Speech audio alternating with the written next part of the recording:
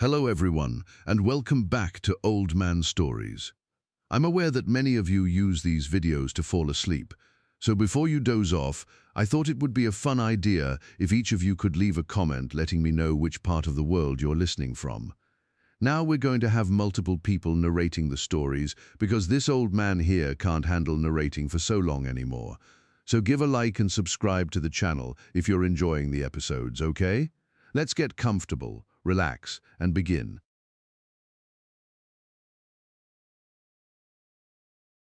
The sound was soft at first, a whisper of movement on the stairs, but Lila froze. Her heart hammered against her ribs. There's no one else in the house. Just me and Emma. So what's on the stairs? She lifted the sleeping baby from the crib, careful not to wake her, and moved toward the hall. It's okay. It's okay. Probably just the old pipes settling. Step by step, she descended, the staircase groaning under her weight. The living room greeted her with stillness. The television was off, the furniture untouched. Perfectly normal. You are just jumpy because it's such a big empty house. Yet the silence felt wrong, too dense, like a held breath. In the kitchen, a prickling sensation crawled up her neck. Someone was standing right behind her. She spun around, Emma whimpering, but the kitchen was empty. Only the fridge hummed in the dark. The chill on her neck didn't fade. Lila edged out of the kitchen, cradling Emma closer, her footsteps soundless on the tile. Just the house settling. New places always creak. But that cold spot, it wasn't there before. Then a murmur drifted from the staircase, low, shapeless, like a voice behind a closed door. Lila stopped breathing. Shh. Sweetheart, Mama's going back upstairs. It's nothing. Each step upward felt heavier, the murmur fading into a sigh that ended just as she reached the top. I definitely heard something. Not words, but a sound. Like someone trying to speak. She nudged the nursery door shut with her shoulder and sank into the rocking chair, her eyes never leaving the door. Twinkle, twinkle, little star, how I wonder what you are. One call to Samantha and she'd come. But what do I say? The house whispered at me. She didn't dial. Instead, she rocked Emma while the house around her held its breath again. After a stretched silence, Emma stirred and began to fuss. Lila knew she'd have to go back down. You can do this. Just grab the bottle and come straight back. The kitchen is right there. She eased the nursery door open and listened. Silence. Then she crept down the stairs, each step deliberate and slow. In the kitchen, she fumbled with the formula, her hands shaking. A cold draft swept across her ankles, making her gasp. The windows are closed. That draft. It came from inside the house. Then the living room erupted. The television blared to life, full volume, nothing but hissing static that rattled the walls. Emma screamed, a raw, terrified wail right by her ear. Lila dropped the bottle and ran toward the noise. She burst into the room, fumbling for the remote on the coffee table. Her fingers found it. She stabbed the power button. It's okay. It's okay. Just a glitch. The remote must have fallen or something. It's fine. But the remote had been on the table, exactly where she left it. And now, the room felt colder than before. I can't do this alone. I'm calling Samantha. Samantha? Something's happening. The television turned on by itself. I am scared. Before Samantha could reply, the television burst to life again, static screaming at full volume. It's doing it again. Please, I need you to come. Something is wrong here. She grabbed Emma and fled for the front door, not daring to look back. The door crashed open, and she stumbled onto the lawn, sucking in the cold air. Samantha, I am outside now. Can you come? Please, get here as fast as you can. Through the phone, Samantha said she'd grab Rachel and come right away. I am not stepping back inside that house. Not until they arrive. Not for anything. She stood on the grass, Emma crying softly, and watched the silent house with dread. Samantha, you have to believe me. First the footsteps, then the television just exploded with static. Twice. Yes, bring Rachel. I am not going back inside until you are here. Samantha's voice crackled with concern, promising they'd be there within 10 minutes. Lila sank onto the grass, her back to the fence, keeping the house in full view. Emma whimpered, but her cries were fading. What if something comes out? What if it's not just the television? The house gave no answers. Its windows reflected the pale sky, empty and unblinking. Samantha said to stay put. She sounded almost as scared as I was. She clutched Emma tighter and began to hum a tuneless lullaby, anything to fill the silence. Seconds stretched into an eternity. Then, from the road, a distant rumble. A car engine. Samantha? I think I hear your car. Please hurry. The car skidded to a stop at the curb. Samantha and Rachel burst out, rushing toward Lila. Lila, what happened? Are you hurt? Is Emma okay? We're fine, but something's wrong. The television turned on by itself twice, and there were footsteps earlier. Footsteps and a rogue television? Sounds like bad wiring. But we'll check it out. Rachel took the lead, pushing the front door open. Samantha kept a hand on Lila's back as they stepped inside. The living room appeared ordinary, the remote still on the table, the television black and silent. But Lila's unease sharpened. Look at the remote. It's exactly where I left it. I didn't touch it. The television just started. Forget the television. Look at the floor. Those footprints, they're wet and they go right to the stairs. That's fresh. Someone's been in here. But how? The doors were locked. They stood frozen by the stairs, the ghostly trail of footprints climbing into the shadows above. Emma squirmed in Lila's arms. We need to follow these. If someone's up there, we corner them before they try anything. They crept up the stairs, the damp prints thinning with each step until they simply stopped in the middle of the hallway. They end here. No more prints. No wet floor. It's like whoever made them vanished. They checked the nursery and bathroom, flinging doors wide. Empty. Nothing but silence and their own ragged breathing. That's it. I'm calling the police. This is a clear break-in. Wait, they'll think we're crazy. A television turning on and wet footprints? They'll just laugh. Let's go back outside. Wait for Alyssa and Mark. We all saw the prints. We'll tell them together. Rachel hesitated, then pocketed her phone. None of them wanted to be the one who overreacted. We can't let them walk in alone. Something was here. It might still be around. They stepped back onto the lawn, the door clicking shut behind them. Now they could only wait and watch. They climbed into Samantha's car. Lila buckled Emma into the car seat, then collapsed into the back. Just drive, please.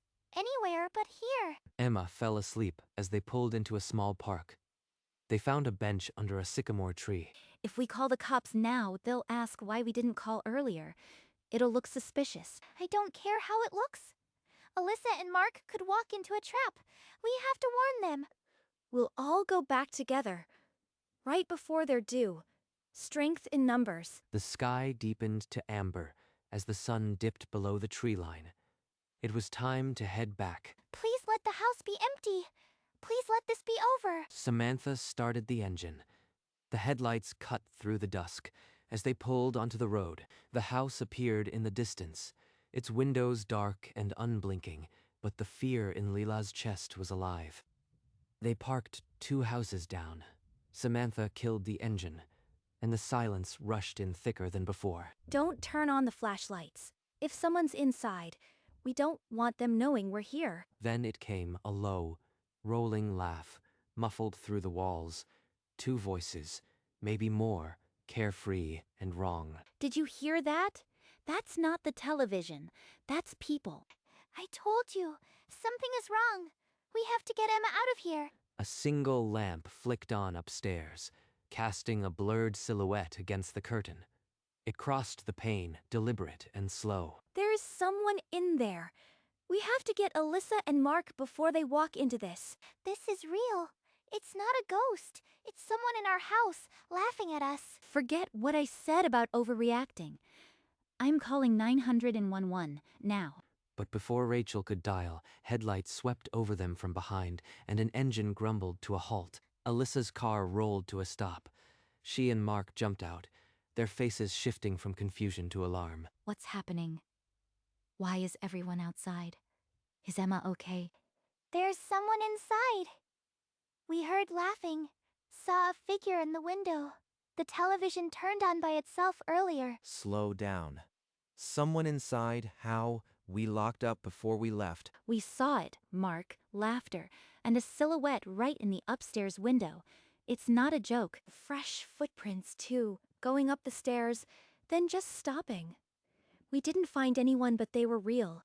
Did you call the police? I was about to when you pulled up. We didn't want you walking in blind. Well, we're all here now. Let's check the house together. Strength in numbers. They stood together on the darkening driveway, the house looming silent. No one wanted to go first. Mark unlocked the front door and pushed it open. The stale air inside smelled faintly of damp earth. We'll check every room. Stay together. If someone's hiding, we flush them out. The living room was still. No laughter, no static. Only the dark television stared back. The footprints, they're still here. I'm not making this up. Rachel pointed the remote still lying on the table. Mark snatched it up and jabbed the power button. Nothing. The television's off, but it's warm. Feels like it was on recently. That doesn't make sense. We've been out for hours. No one else has a key. Alyssa, we all heard the laughter. Saw a figure. The footprints don't lie. Something was here. Alyssa stepped to the stairs and traced the cold, drying print with her finger. Her face paled. Now she knows. This isn't a prank. Something is really inside this house. I am not waiting any longer. We have proof now. I am calling 911. Rachel, wait. What if it's just, I don't know, a prank? We'll look like fools. A giggle, high, playful, and utterly out of place, floated down from upstairs. It was a child's laugh. Did anyone else hear that? Emma, wide awake now, echoed the sound with her own tiny giggle. She stretched a chubby finger toward the ceiling. She's playing with it. Whatever's up there, Emma thinks it's a friend. That's not possible. There's no one else here. The laughter came again, louder this time, echoing from a room above. Everyone froze, necks craning toward the sound, then silence.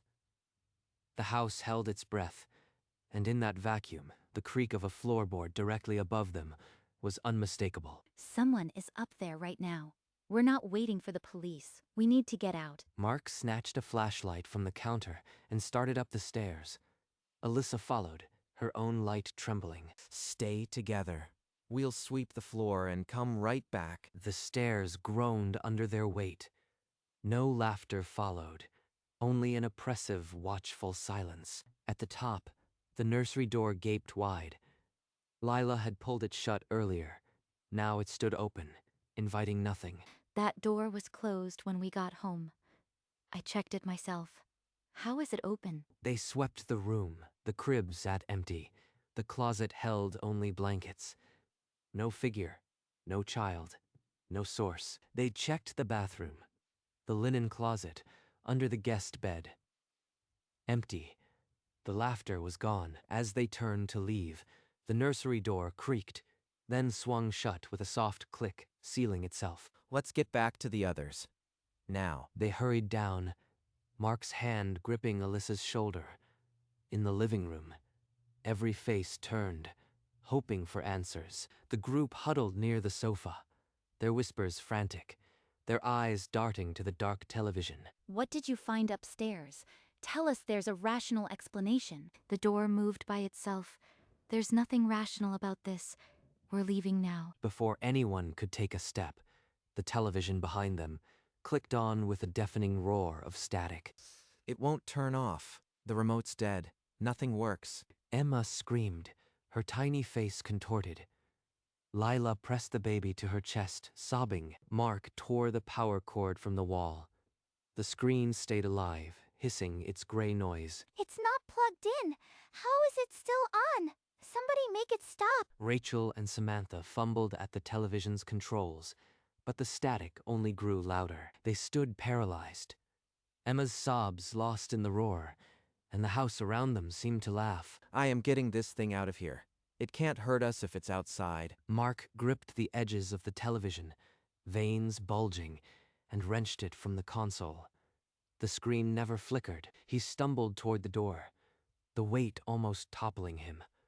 Alyssa held it open as he lurched outside. On the lawn, the television crashed onto the grass, but the static blasted on, unbroken, a gray ghost against the night. The group tumbled out after him, huddling in the driveway, their breaths visible in the cold air. It's still on. Look, there's no power cord. Nothing. How is it doing that? That's it. I'm calling 911. I don't care what they think. This is an emergency. Rachel punched in the numbers, her voice rising as she described the situation to the dispatcher. They're sending someone, but what do we do until then? Keep watching that thing. The television sizzled on the damp grass, its gray noise a constant howl, as if the house itself was screaming. They stood frozen on the driveway, the gray noise drilling into the night.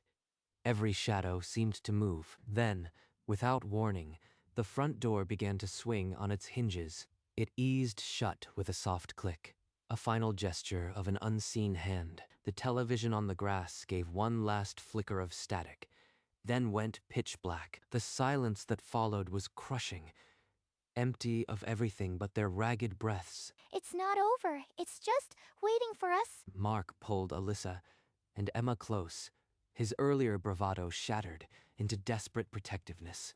What do we do if it starts again? I hear sirens. They're almost here. Just hold on. They huddled together, waiting as the distant wail grew nearer. But the house remained dark and silent. The police cruiser stopped at the curb, its headlights flooding the driveway. 2 officers stepped out, their faces unreadable in the shifting light. Thank you for coming. We heard laughter inside, saw someone in the upstairs window, and the television, it turned on by itself. It was unplugged, but the static kept going. They walked the officers through the house, showing the footprints climbing the stairs, the shattered television on the lawn. One officer studied the damp prints, then shrugged. They looked like ordinary shoe marks to him. Nothing magical, nothing criminal. You don't understand. We watched that door close by itself. 6 of us saw it. Emma was terrified. This isn't a prank. The older officer offered a resigned half-smile. He suggested they check into a hotel for the night and call an electrician tomorrow. They don't believe a word we're saying. We're on our own. The patrol car pulled away, its taillights shrinking into the darkness. The family stood in the sudden silence, fragile and exposed. Maybe we should just go. We can come back in the morning when it's light. No one had a better plan. They gathered what they could carry, casting one last look at the house that still felt wide awake. They worked quickly, stuffing diaper bags and pajamas into the trunks of both cars. No one spoke. The night was too still. Lila clicked Emma's car seat into place, smoothing the blanket over her. The baby's eyes were closed, but her fingers twitched. She's dreaming about something. Maybe it's better she doesn't remember tonight. Samantha started the engine. Mark's car pulled out first, headlights cutting a slow path down the street. As they passed the house, Leela turned in her seat. She couldn't help it. The upstairs window was dark. Then it wasn't. A quick double blink of light, like a wink. It's saying goodbye, or maybe just saying it's not done. She said nothing. In the rear-view mirror, the house shrank, its windows now black glass. The street lamps flickered as they passed, one after another, until the darkness was absolute. They drove through the night, Emma sleeping, Lila's hand resting on her chest, as if to keep the shadows away. Lila, you've been quiet? Are you holding up okay? I am fine, just tired. It's been a long night. Rachel didn't turn from the window. Outside, the streetlights painted stripes across her face. The car radio hiccuped. One raw blast of static. Then a soft pop song resumed. No one moved. That was exactly the same hiss. It won't leave us alone. In the rearview mirror, Samantha's eyes met Leela's for a half-second, then flicked back to the road. Neither of them mentioned it. They drove deeper into the night, the static already becoming a secret. If I told them, they'd just say it was a coincidence. Maybe it was. Maybe it wasn't. Samantha's hand reached for the radio dial and turned it off. The silence poured in. Only the engine hum remained, steady as a heartbeat, as they moved further from that house. The hotel lobby smelled of stale coffee and bleach. A single clerk glanced up as they shuffled in.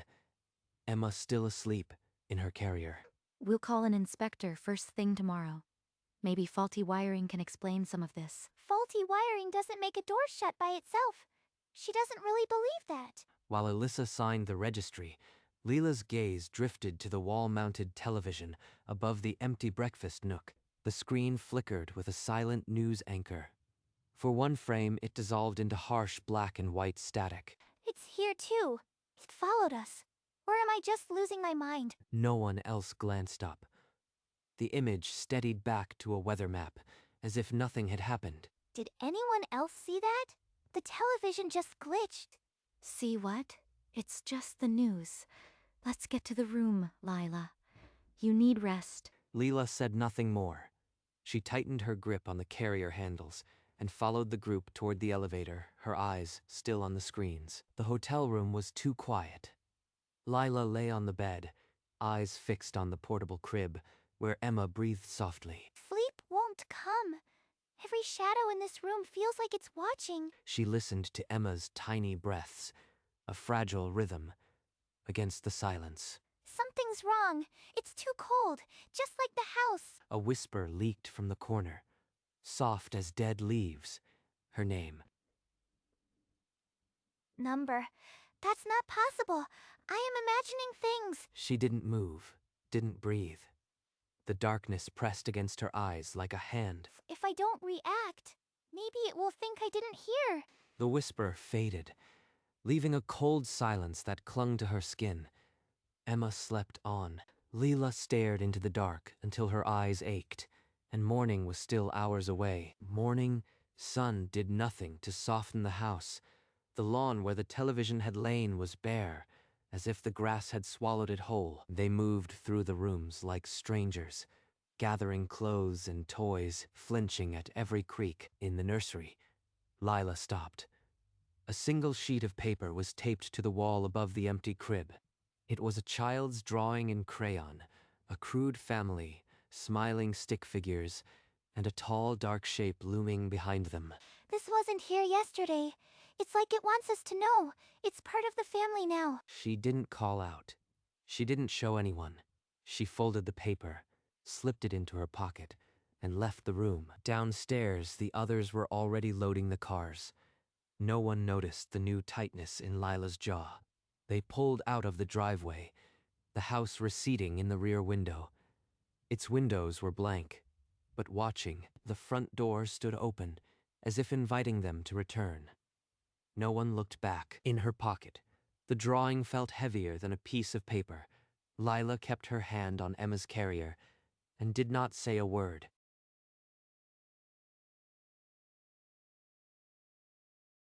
Late at night, the old mansion stood dark against the moonless sky. Inside, Daniel Reeves lay awake, a strange unease pulling him from sleep.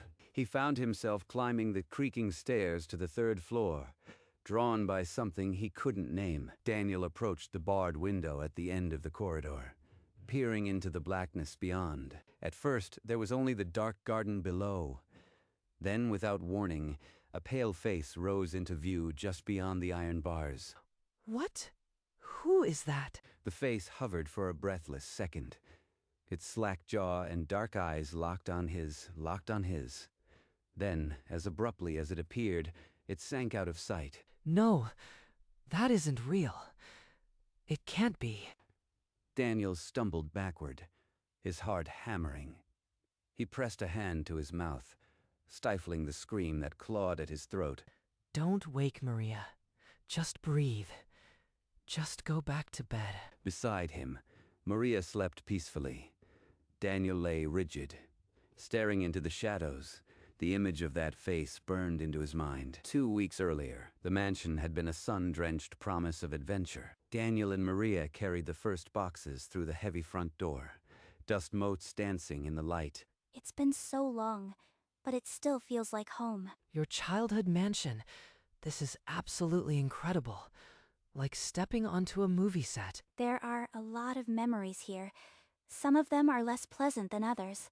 You mean the ghost stories? Don't tell me you actually believe in them. I am not saying I believe. Just be careful what you laugh at. He chuckled, dismissing her tone as dramatic, and explored further while Maria lingered by an old family portrait. Look at these high ceilings. Once we clean it up, this place will be amazing. But as Maria sat on the edge of their bed later, her smile never quite reached her eyes. She knew the house held secrets yet to stir. That evening, as the mansion fell into shadow, Maria joined Daniel in the upstairs hallway. He was gazing toward the third floor with an odd curiosity. There's something you should know about this house. More ghost stories. You are not going to tell me you've actually seen something, are you? A woman in a white dress. Long brown hair. Her jaw is always slack, like she's forgotten how to close it. She appears outside the upper windows, then walks the veranda. You say that like you've seen her yourself. Very detailed. My family has seen her for generations. Always the same. She never harms, but she's always there. Well, I hope I get to meet this famous woman of the mansion. A haunted house isn't complete without a ghost. Be careful what you wish for, Daniel. She doesn't like being mocked. A draft slipped through the corridor, making the old wood creak. As if the house itself was listening, Daniel forced a laugh. But for a moment, the hallway felt colder than it should. He stared at the barred window, a strange anticipation mixing with his doubt. That night, Daniel lay rigid, Maria's warning echoing in the dark. Sleep refused to come. A woman in white, outside the window. It's just local lore, isn't it? He closed his eyes, and when he opened them again, his heart was pounding, a frigid knot coiling in his chest. The room was still dark. It was just a nightmare. Only a dream. But the image of that pale face, slack jaw and hollow eyes, was seared behind his lids. Real or not, it refused to fade. Maria slept on, oblivious. Daniel watched her, a secret already forming like a stone in his throat. Dawn bled through the veranda shutters. He found himself standing there, the morning air doing nothing to warm the chill in his bones. I saw her. Exactly how Maria described. If I tell her now, she'll think I'm either lying or losing it. He re-entered the house, and the upstairs corridor stretched before him, silent and watchful. The mansion held its breath. For now, I carry this alone. And I pray it was just a trick of the moonlight. When Maria finally stirred, Daniel was already sitting on the edge of the bed, his back to her, shoulders tense. Something happened last night. I didn't want to wake you. You saw her, didn't you? The question sent a shiver through him. She was supposed to be shocked, not confirm his nightmare. How can you be so calm? I saw a face outside the third floor window. Maria. A real face. I told you. She appears outside the upper windows. It's what she does. Next, she'll walk the veranda, then the corridor. Daniel felt the room tilt. This was not the reaction of someone hearing about a ghost for the first time. You've actually seen her do this? Everyone who's lived here long enough has. She doesn't hide. She just is. Daniel understood then. The mansion didn't have a ghost. It had a tenant. And he was only beginning to grasp what that meant. Later, Maria led him to the third floor and gestured down the corridor. She appears at the far window, crosses the veranda, then stops here. Every time. He looked through the open door to the veranda, its old planks bleached by sun, and imagined her walking there. Visitors have seen her too. But she's never hurt anyone. She simply exists. If she's harmless, why do I feel like prey? Because she watches. She's always watched. And now she's watching you. After that, Daniel avoided the third floor, but the feeling of being observed followed him everywhere, even in the sunlit living room. A chill would brush his neck, and he'd spin around to find nothing. She's just a presence, Maria said. But this feels intentional. The mansion had transformed from a home into a stage, and he was the reluctant audience to a performance that never ended. Days blurred into a tense, sleepless routine. Daniel began to notice the sounds, soft, deliberate footsteps on the veranda after midnight. Is that the old wood settling or something else? The whispers came next, just at the edge of hearing, like a conversation he wasn't meant to understand. This is ridiculous. I am being paranoid. One night, with Maria deep asleep, he resolved to check. He took his flashlight and climbed toward the third floor. The corridor was empty, but the air felt wrong, thick, and cold, as if someone had just left. Then he hit a pocket of freezing stillness near the veranda door. His breath misted instantly. There's no draft. No window open.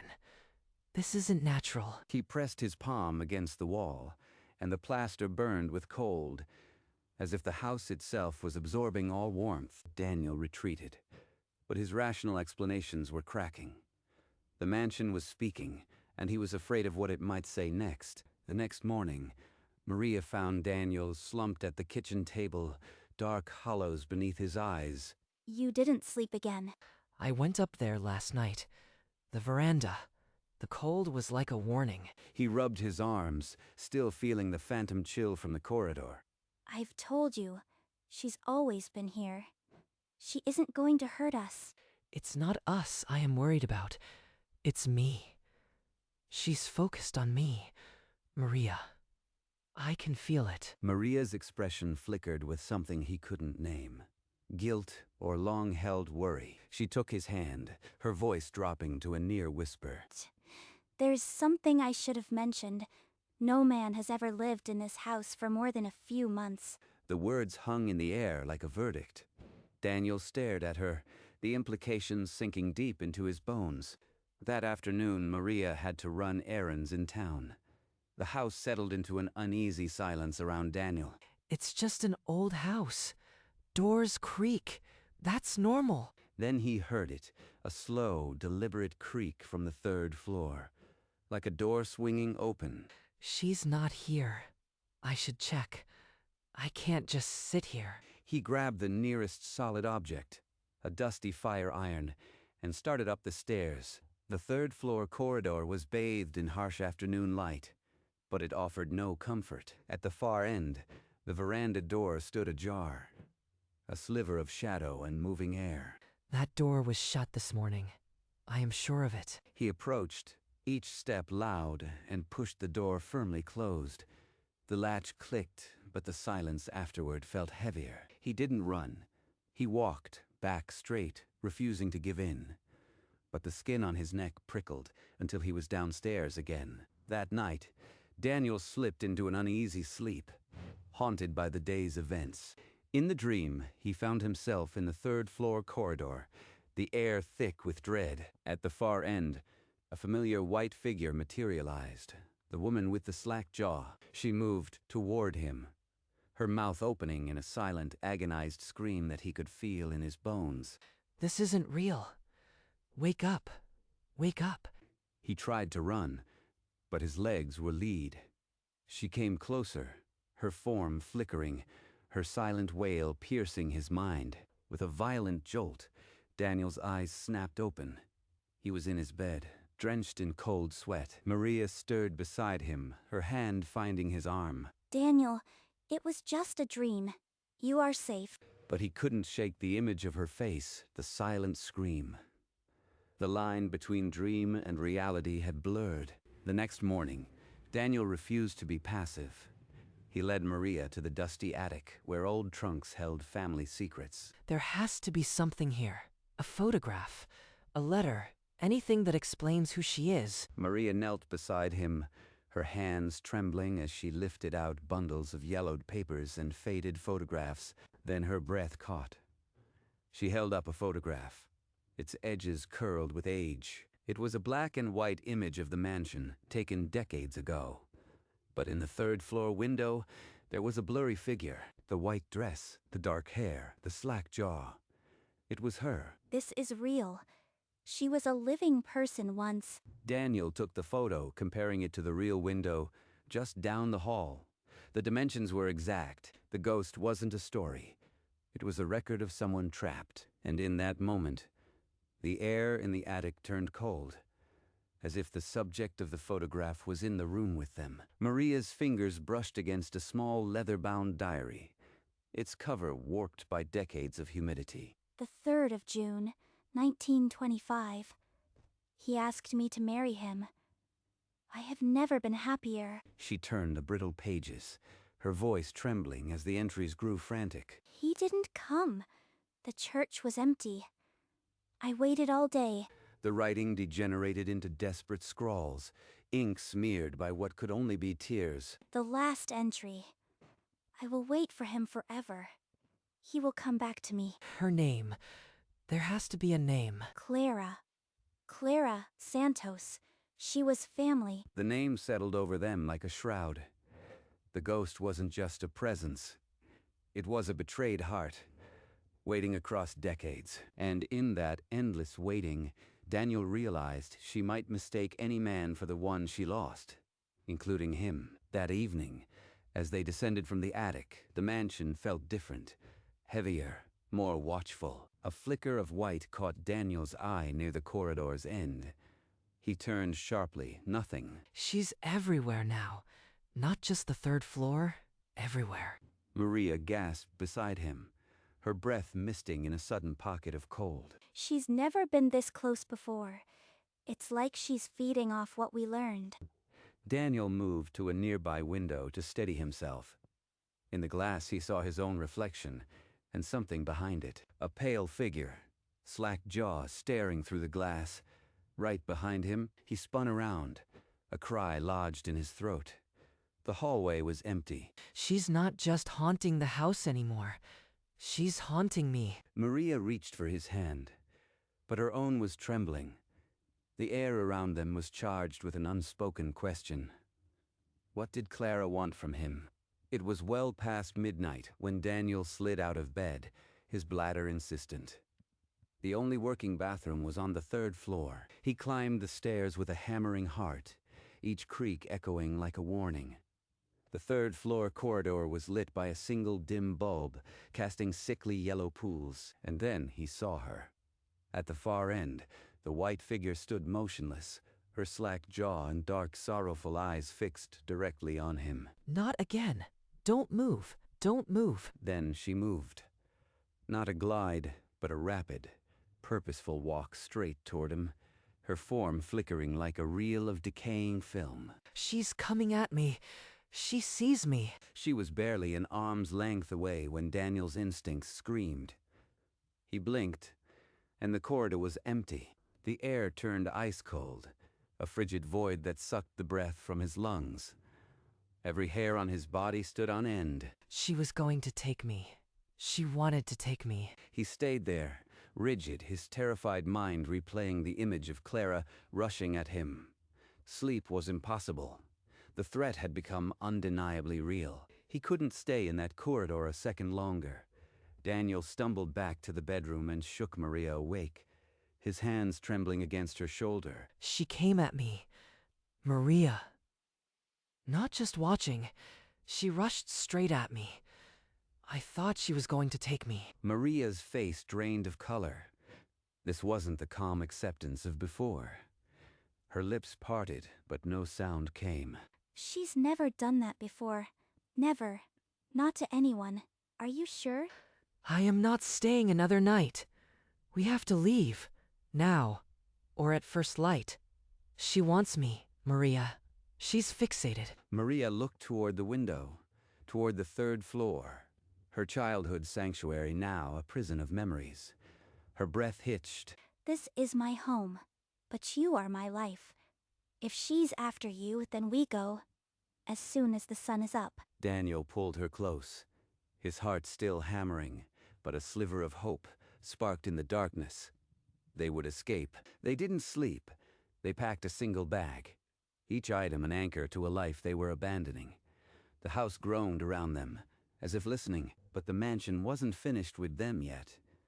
Outside the window, the first light of dawn revealed a shadow that shouldn't have been there. As the pale dawn finally broke through the grimy windows, Daniel grabbed his phone, his fingers trembling as he scrolled for a hotel. Yes, a room, tonight.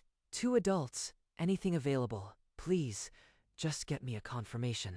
In the bedroom, Maria wrestled a heavy suitcase, her movements frantic, but the piece felt bolted to the floor. It won't budge. Like something's holding it down. Down the hall, a door slammed shut with a force that rattled the walls. Then another, then the front door, an invisible storm of rage. The banging echoed through the house like a furious heartbeat, each slam a protest against their departure. Maria clutched her grandmother's silver locket, her knuckles white, her eyes darting toward the source of the noise. She's furious. Clara doesn't want us to leave. Daniel ended the call, pocketing his phone, his jaw tightening. Then we fight through it. Together we wrench that case free and we go. Now. Despite their struggle, the door had refused to open. Night descended again, and Daniel found himself pacing the dark hallway, flashlight in hand, every shadow a threat. Eventually, he forced himself back to bed, lying rigid beside Maria. His eyes refused to close. A floorboard creaked, then another. His heart hammered against his ribs. A cold, slender finger traced down his cheek. The touch was as light as frost, yet unmistakable. Daniel gasped, swatting at the empty air. He sat bolt upright, a scream trapped in his throat. Maria, wake up. Something touched me. Maria's eyes flew open, but the room was empty. Yet the air thickened, a suffocating presence pressing down. I don't see her, but I feel her. She's right here with us. At first light, we go. No more waiting. No more trying. We run. They clung to each other as the darkness pressed closer. A silent witness that dawn would be a battle they might not win. In the last deep hour before dawn, Daniel's eyes snapped open. The air was brittle with cold. At the foot of the bed, Clara stood as solid as flesh, her white dress luminous in the darkness. Maria, wake up. She's here. What? What is it? But when Maria looked, she saw only an empty room. The specter was for Daniel's eyes alone. She's right there. Her jaw, don't you see her? Clara took one deliberate step forward, her slack mouth opening in a silent, agonized plea. Daniel screamed, a raw sound that tore the silence. He threw himself back, shielding Maria. In a heartbeat, Clara dissolved into mist. The room plunged into a biting, unnatural cold. Daniel's breath formed icy clouds. The silence was absolute, broken only by Maria's quiet sobs. Maria pulled back, her eyes wild with a sudden, terrible clarity. Clara didn't just die. She jumped from the 3rd-floor veranda. The old rumor she dismissed now felt monstrous. The ghost wasn't mourning. She was reliving her suicide. Her fiancé left her at the altar. She waited in her wedding dress, then threw herself. The open veranda door, the face at the window. It was her last day, repeating forever. This was hers. The man she was marrying. Inside was a sepia photo. The same jaw, the same build. Daniel's own face looked back. She thinks I am him. That's why she won't stop. If she catches you, you'll stay with her. Forever. The house groaned, a sound like a promise. They had to run before Clara claimed what she thought was hers. They snatched the bag and bolted down the grand staircase, their footsteps slamming against the old wood. It's getting colder. She's fighting us. The temperature plunged as they hit the foyer, vapor curling from their lips. with a thunderous crack. The front door slammed shut, the deadbolt groaning as if sealed by an unseen force. No, no, no. Help me with the lock. Daniel's fingers fumbled uselessly with the icy brass. Maria threw her weight against the wood, tears freezing on her cheeks. Together, push. With a splintering shriek, the door burst open, spilling them into the gray dawn light. They staggered down the overgrown path, not daring to slow until they passed the rusted gate. Only then, beyond the gates, did they dare to stop and gulp the cold air, the weight of the mansion pressing on their backs. Despite the safety of the street, an unshakable pull made Daniel glance back at the mansion. In the third-floor window, a pale figure stood perfectly still. It was Clara. Her slack jaw moved slowly, as if shaping a word meant only for him. Daniel's hands trembled. The wordless murmur from the window was a plea he could almost hear. The pale lips formed a single, silent command. "Come back." He blinked, hoping she would vanish, but she remained, staring down at him. Clara did not move. Her eternal vigil would not end with their departure. A cold dread settled in Daniel's stomach. He turned away, unable to bear her gaze. Without a word, he took Maria's hand and led her down the street, not looking back. But the image was seared into his mind. A slack-jawed bride waiting for her bridegroom, who would never come. Months later, in a modest apartment, miles from the old mansion, Daniel's sleep remained fractured and thin. He woke with a gasp. The room bathed in gray city light. A familiar cold had crept beneath the blankets. His eyes found it immediately. A slender silhouette standing by the curtained window. A woman in a long white dress. Number, not again. Not here. He blinked, and the figure dissolved into the ordinary shadows of the room. But the cold lingered, a fingerprint of dread. Beside him, Maria slept peacefully, unaware. He did not wake her. Some horrors were too heavy to share. He lay back, staring at the ceiling. The image of a slack-jawed bride burned onto his vision. He knew, with a certainty that defied reason, that Clara was still watching, still waiting. Distance meant nothing to a ghost who had already chosen her bridegroom. As he finally closed his eyes, a cold draft brushed his cheek, a reminder that some promises were eternal.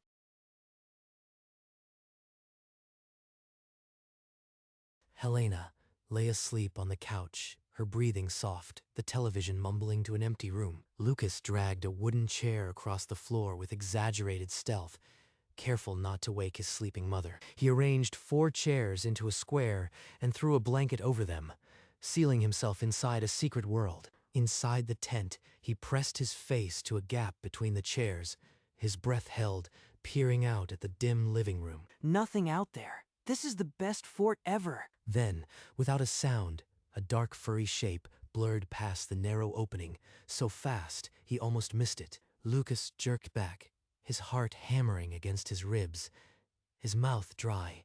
Did I just imagine that? But the image lingered, too real to dismiss. Maybe it's something friendly. I should find out what it is. Lucas lifted the blanket edge and peered out into the silent living room, holding his breath. Empty.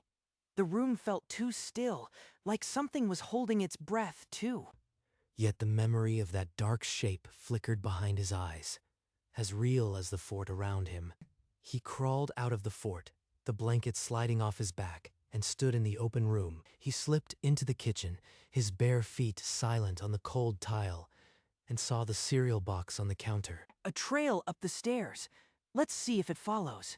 He grabbed the box, the cartoon captain's grin, suddenly feeling like a dare. He tilted the box, letting a few colorful pieces clatter into his small hand.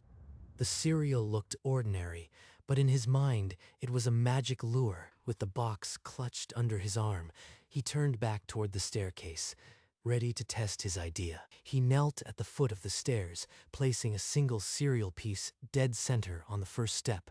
Just a tiny trail, like feeding a stray cat. Step by step, he climbed, leaving a colorful dot on each worn wooden tread. The trail disappeared into the dim upper landing, like a dotted line leading into a mystery. Now I hide and see if anything shows up. He crouched low, the banister spindles pressing cold against his cheek, his eyes locked on the stairs below. From his hiding spot, the staircase stretched down like a quiet, expectant throat. Maybe it was just my imagination, but what if it wasn't? Only the muffled drone of the television and his own heartbeat filled the quiet. Come on!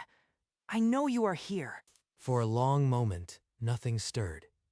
Lucas's legs cramped, but he stayed frozen, his whole body coiled tight. Then a sound so faint, he almost missed it, a dry click like a small pebble cracking underfoot. He held his breath, pressing his ear closer to the banister. The click came again, then another, a soft rhythmic crunch. That's not the house settling. Something's down there. Down on the bottom step, the colorful cereal piece sat undisturbed, but in the shadows beyond, something shifted. Lucas squinted, his pulse thudding in his ears. A dark mass, low to the ground, crept from the hallway into the light. It's real. I didn't imagine it. The shape paused. Then a small, furry limb extended, scooping the cereal piece off the wood. A crunch echoed up the stairwell, and Lucas felt the hair on his arms rise. Oh no, it's climbing up. A creature covered in matted dark fur crept onto the first step, its body low and compact, like a small child walking on all fours. It's not a cat or a dog. It's something else, something that shouldn't exist. A clawed hand reached for the next piece of cereal, the crunch echoing again as it fed. Its fur was patchy, dark, and wet-looking, and its limbs were too long for its small frame. If I make a sound, it will look up. I can't even breathe. The creature climbed another step, its head bobbing as it searched for the next piece. It's coming right toward me. I trapped myself up here. Lucas felt cold sweat on his forehead, his legs trembling, but he couldn't run. Mom won't wake up. I am alone with it. The creature paused, its head tilting as if listening. Then it resumed its crawl, closer now than ever. Lucas tried to ease his cramped leg forward, but the old floorboard groaned beneath him. The creature froze mid-crawl, its head snapping upward with an unsettling, almost mechanical tension. Oh no, please, please don't look up. But the creature's head tilted, and two faint yellow eyes found Lucas's face through the banister rails. It sees me. It's looking right into me. A soft, chittering noise leaked from its throat, and then it lunged up the steps, faster than before. Mom! The scream tore from his lungs, raw and desperate, echoing down the stairwell to the quiet living room where Helena lay motionless. She can't hear me. No one can hear me. The creature didn't pause. Its claws clicked rapidly on the wood, the gap between them shrinking with each desperate scramble of its limbs. Lucas scrambled backward, his bare heels slipping on the wooden floor as the creature crested the step behind him. Mom, please, wake up. The creature's claws raked over the top step, its body slinking onto the landing with a wet, skittering sound. He hit the wall and grabbed the doorframe, but his fingers slipped, leaving him with nowhere else to go. Downstairs, Helena's eyes snapped open. The television droned, but beneath it, a child's scream cut through the haze. She sat upright, the blanket sliding to the floor, her pulse already racing. Mom, it's on the landing. The creature's head emerged over the riser, yellow eyes fixed, a low chitter vibrating in its throat.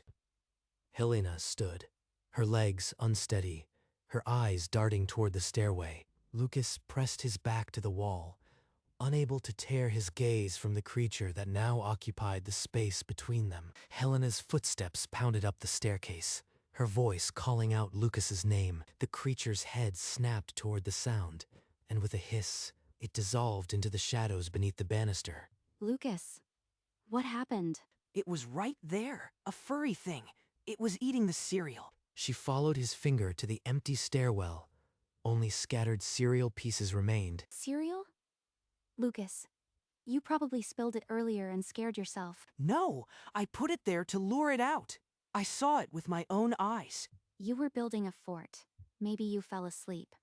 There's nothing here now. Lucas's face crumpled, his protests dying in his throat. She didn't believe him. She wrapped her arms around him, but her eyes kept darting to the empty stairs, an unease she couldn't place settling in her chest. Later that morning, Helena found a piece of paper on the coffee table, a crude drawing of a small, furry creature with sharp claws. He's still frightened by whatever he dreamed. I need to talk to him. Lucas, come here for a moment. Did you make this? This is what you think you saw on the stairs? I didn't think it. It was real. I saw it with my own eyes.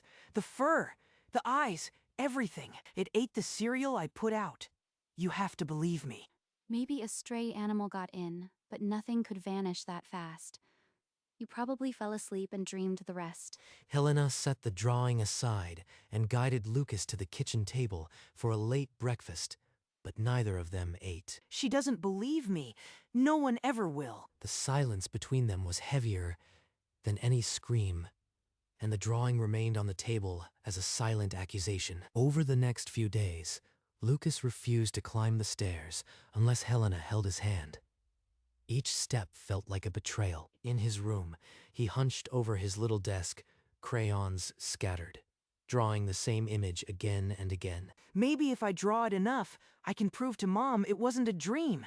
Helena found the stack under his bed. Dozens of sketches, all the same small, hunched shape with glowing dots for eyes. This isn't normal imagination. He's traumatized. Lucas, why have you drawn so many of these things? Because I see it every time I close my eyes. It's still here, somewhere. Helena pulled him close, her hand trembling, the drawings slipping from her fingers. If there's something in this house, I'll find out, I promise. But her voice wavered, because deep down, she was no longer sure what she believed. Helena sat Lucas down at the kitchen table, the stack of drawings between them like evidence in a trial. Tell me again, from the beginning. What exactly did you see? I saw a dark shadow in my fort, so I put cereal on the stairs to lure it out. Then it came a small creature with matted fur and yellow eyes. It climbed the stairs, eating every piece. When it saw me, it made a chittering noise and ran straight at me. I screamed for you. Helena listened, her expression shifting from skepticism to something more troubled. Lucas, the way you describe it, it sounds so real. But how could something like that just disappear? I don't know how, but it did. It's not a dream, Mom. Please believe me this time. Maybe a wild animal got in somehow. I'll check the basement for holes, but you are safe now. Lucas looked away, the faint hope in his eyes extinguished. She still couldn't accept the truth. That night, Lucas lay rigid under his blanket, every creak of the house tightening his chest like a fist. Then, a faint scratching came from the wall behind his headboard, like nails dragging over old plaster. He slipped out of bed, grabbed his little league bat, and crept toward the hallway, the wood cold in his hands. Not this time. I'll prove it's real. He peered into the hallway. At the top of the stairs, a dark, shapeless shadow pulsed, then sank away. It's still here. I knew I wasn't crazy. The shadow rippled, then dissolved into the deeper black.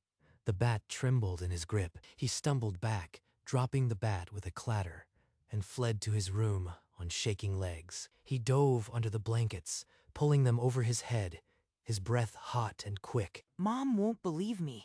No one ever will. The next morning, a single piece of cereal lay on the third step, untouched by the broom. That wasn't there last night. It came back. He rushed to the kitchen, where Helena nursed a cup of coffee, the circles under her eyes betraying a sleepless night. Mom, look, a new cereal piece on the stairs. The thing left it. Lucas, honey, you probably dropped it when you were playing yesterday.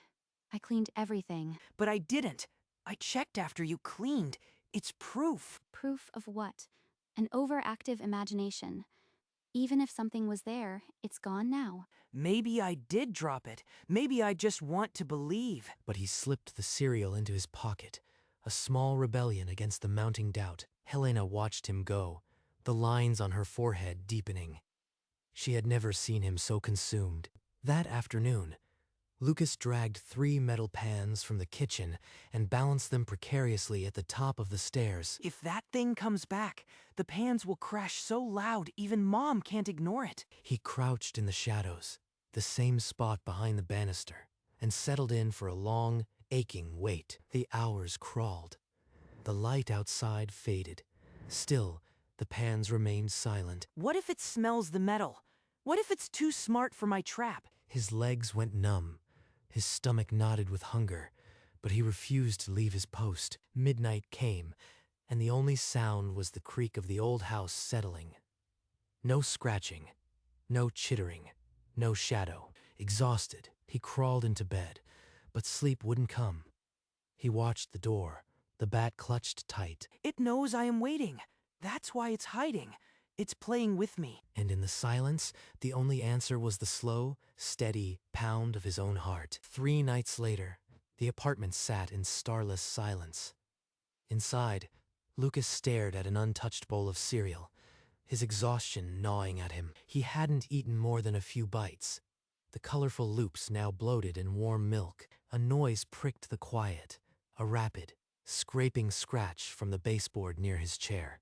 He froze, spoon clattering into the bowl. He slid to the floor, pressing his ear tight to the cold wood panel. The scratching stopped. For a beat, there was only his own breath, shallow and quick. Then a sound that turned his blood to ice. A soft, human-like giggle, muffled by the wall. He jerked back as if burned, but couldn't tear his ear away. Heavy, wet breaths followed, like something panting on the other side. It's laughing at me. It knows I'm here. The laughter faded into a low, guttural hum, then silence. He stayed plastered to the floor, too scared to move. Hours later, he remained, listening. But the thing in the walls had gone quiet. For now, days bled into nights, each one marked by a red X on the kitchen calendar, a countdown to something he couldn't name. Lucas no longer flinched at shadows. He had stared into the dark too long, searching for those yellow eyes, his diary filled with frantic sketches, the same matted fur and glowing eyes staring back from every page. Mom, please. But only the drone of the television answered, a wall of sound between him and any help. Then the scratching returned, a furious, desperate clawing at the baseboard right beside him. He scrambled to his feet, the bat already in his hands, its weight a familiar comfort. The crack in the baseboard widened, and a foul air seeped through, carrying a low, guttural growl. No more running. This ends now. Lucas raised the bat high. His reflection fractured in the dark wood. The laughing began again. A small, clawed hand pushed through the widening crack, its matted fur slick with moisture. Mom, it's coming out. Helena's footsteps pounded down the hallway, her heart a frantic drum against her ribs.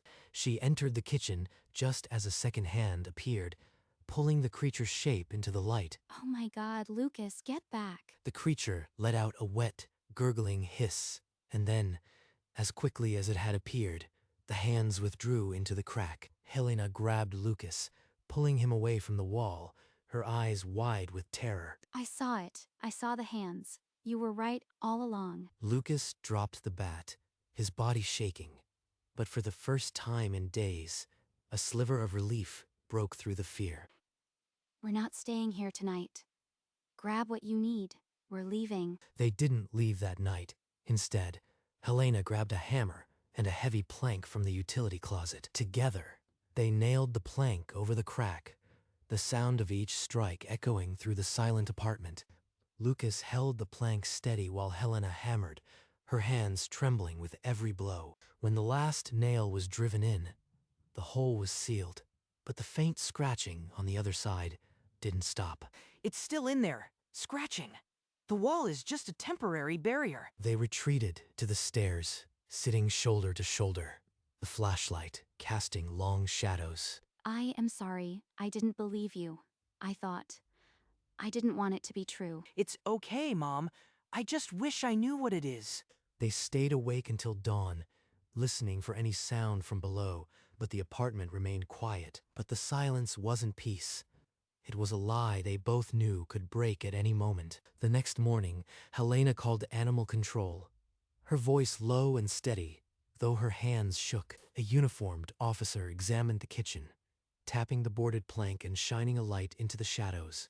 Lucas watched from the stairs, the baseball bat clutched in his small hands, his eyes never leaving the officer. The officer shrugged, finding no droppings, no tracks, only a crack sealed with fresh nails. Maybe it was just a rat that got stuck, but it didn't look like any rat I've ever seen. She turned over Lucas's drawings, the yellow eyes staring back, and a chill settled deep in her bones. Days passed. The scratching returned only once, faint and distant, then stopped, as if satisfied. Lucas still couldn't walk past the stairs without holding his mother's hand, but he no longer drew the creature every night.